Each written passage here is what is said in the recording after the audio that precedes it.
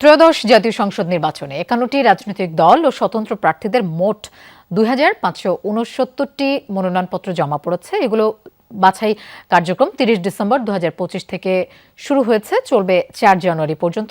নির্বাচন কমিশনে আছেন আমাদের সহকর্মী তানভীর মৌসুম, আমরা তার কাছে যাচ্ছি। তানভীর, যাচাই বাছাই কার্যক্রম সম্পর্কে একটু জানতে চাই, কতদূর এগুলো? লোপা, এখানে আসলে যে যাচাই বাছাই কার্যক্রম সেটি এখনো চলমান, তবে এটি নিয়ে সেই যাচাই বাছাই কার্যক্রম নিয়ে এখনই কোনো আপডেট দেয়নি নির্বাচন কমিশন। যেহেতু ৪ জানুয়ারি পর্যন্ত এই সর্বশেষ সময় এই যাচাই বাছাইয়ের জন্য, সেহেতু কাজ চলমান। তবে এর মধ্যে গতকালকে যেহেতু আমরা দেখেছি যে খালেদা জিয়ার জানাজা এবং তাকে দাফন করার জন্য কালকে সারা দেশব্যাপী সাধারণ ছুটি ঘোষণা করা হয়েছিল, তবে তার মধ্যেও কিন্তু নির্বাচন কমিশন তারা তাদের কার্যক্রম চালিয়ে গিয়েছে।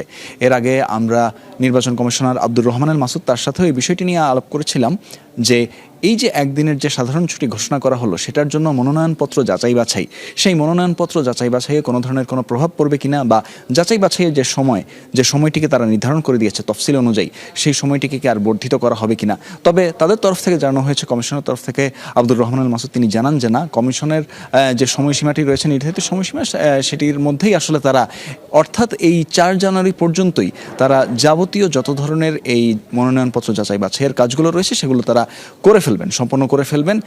এবং এছাড়াও এই যে এরকম একটি ঘটনার পর খালেদা জিয়ার মৃত্যু, এবং এই মৃত্যুর পর আসলে কালকে নামাজে জানাজার পর তাকে দাফন করা হলো। তবে নির্বাচন কমিশনের তরফ থেকে বলা হচ্ছে যে এরকম একটি আসলে ঘটনার পরও তফসিলে কোনো প্রভাব পড়বে না।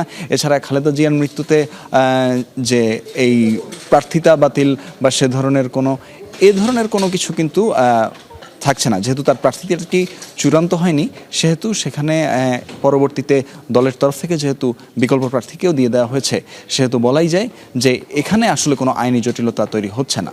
সব মিলিয়ে বলা যায় যে মনোনয়নপত্র যাচাই বাছাইয়ের কাজটি এখনও চলছে, এবং ৪ জানুয়ারির মধ্যেই আসলে এই কাজগুলো শেষ করতে নির্বাচন কমিশন বদ্ধপরিকর।